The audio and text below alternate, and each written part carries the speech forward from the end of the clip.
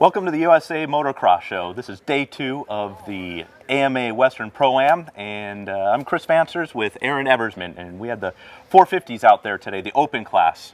Yeah, the open class was the marquee class of the day. We had some riders from Saturday that carried over, but also a number of new faces that were in the mix, including Kinser Endicott, James Gardner really stepping up for the day, and had some great racing. So in addition to the rest of the full schedule, we had that class to look forward to as riders again were battling for AMA Pro advancement points, trying to lock it in last time for the season. Yeah, so you got some points and earned some cash. We got the gate drop for moto number 1, a 450 open Pro-Am, and it was Jamie Gardner who was heading out to the lead. Yeah, there was a lot of faces from yesterday and quite a few new ones as well that turned out for the Open Pro-Am class. Gardner just stomping a whole shot, but he's got Cole Martinez in tow, traditionally a better 450 rider.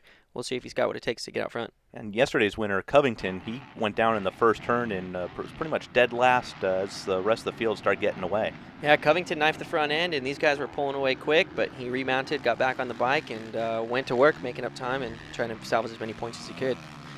Meantime, Cole Martinez, he made quick work of Gardner, getting past him and looking to start to pull away once he was passed.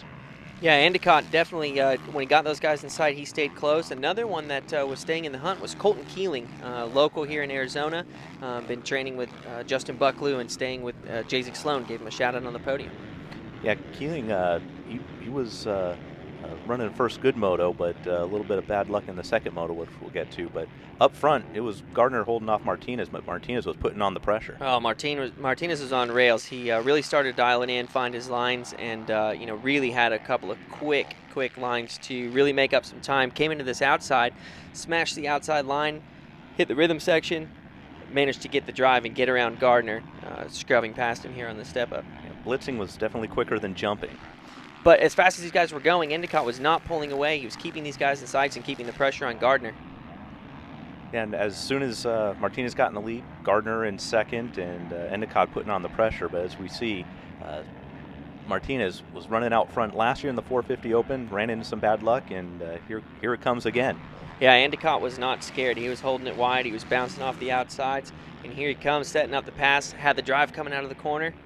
Gets into that step up. Martinez pulls off. Looks like Martinez might have a mechanical issue. Looking back at the bike, while Endicott showing a wheel to Gardner. Yeah, Gardner inherits the lead, but it's not going to be easy to hold off Endicott. Endicott's looking back over his shoulder, trying to figure out exactly what happened to Martinez. They head into the back section. They're side by side, right in front of the spectators. Endicott had the drive, took away his line, and got into the lead. That was it. Endicott pretty much ran away with it, and Gardner was in second for a while. And as we go back to Martinez here in a bit, he's going to be wondering what's going on with his bike. Not sure what gave up. He was able to ride back, but just lost power, it seemed. Clearly he's frustrated. Gardner's really put in a phenomenal ride. He's really comfortable on the 450. He admitted himself that he's a better 450 rider and was really hanging it out today. Looked like he was really feeling the bike. Everything was working. And there comes Keeling again, staying in the mix. Yeah, he was just outside that top 3 and trying to peek in, but couldn't quite reel those guys in. Hey, with as stacked as the field was out here, anything in the top 5 is a heck of an accomplishment for these guys. And while all that was going on, Covington was starting to make a charge through the field. Now you can see these guys battling and really laying the intensity on. Important to remember, they're racing for money in this race. There's a blank check waiting for them. And then also their AMA advancement points. So these guys are also battling to earn enough pro points to transition, whether it's supercross, motocross. The guys are looking for that as well. And as you can see, Endicott really starting to open that gap up. Gardner staying consistent, but just quite didn't have it enough to catch up with him. Yeah. The gap stayed pretty much consistent until Covington entered the picture. Covington, it's easy to forget about him, but he was on the charge coming up through the pack. Sitting here about 6th or 7th, and dicing his way up, trying to get, again, into that lead pack and salvage as many points as he can. Here he comes up on Keeling, and he puts the pass on, which is for 4th, and then decides to hunt down Gardner.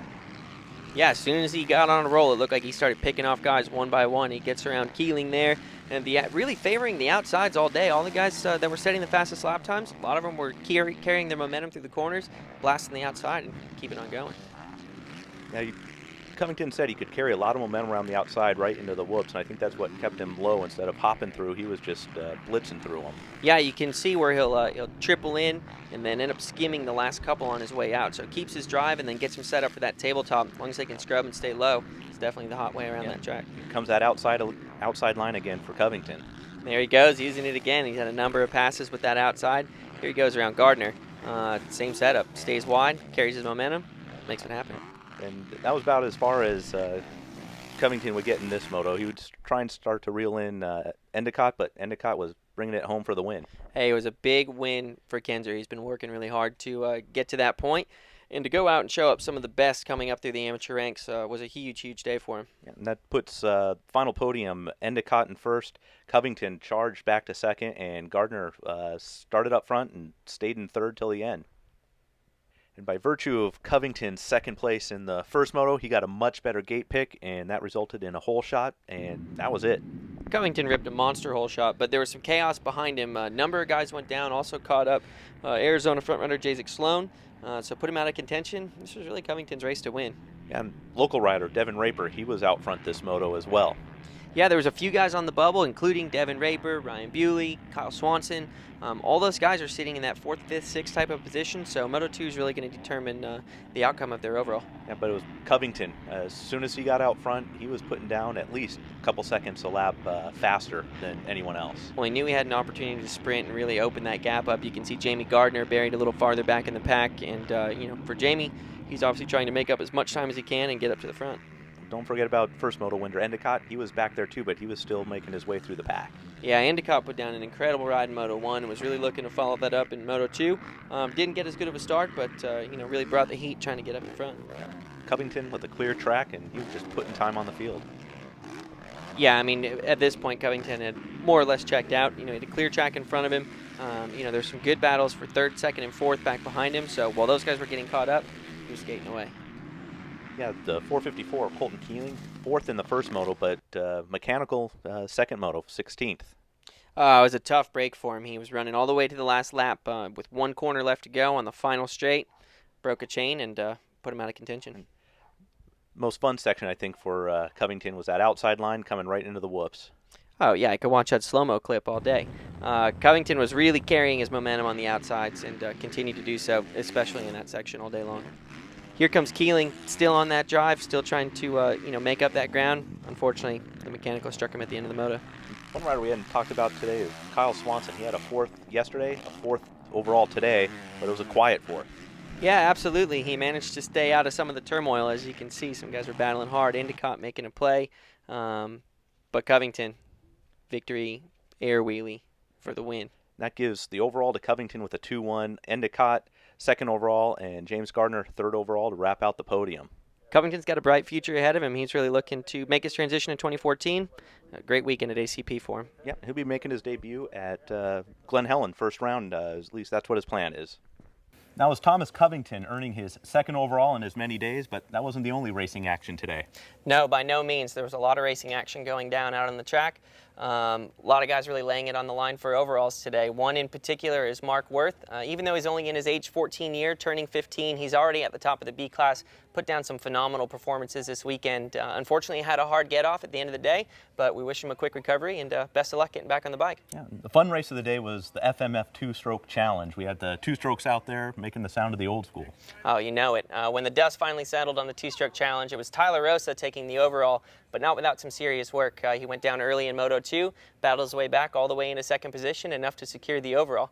To wrap on the USA Sport Motocross Show, for Chris Vansers and Aaron Eversman, we'll see you in 2014.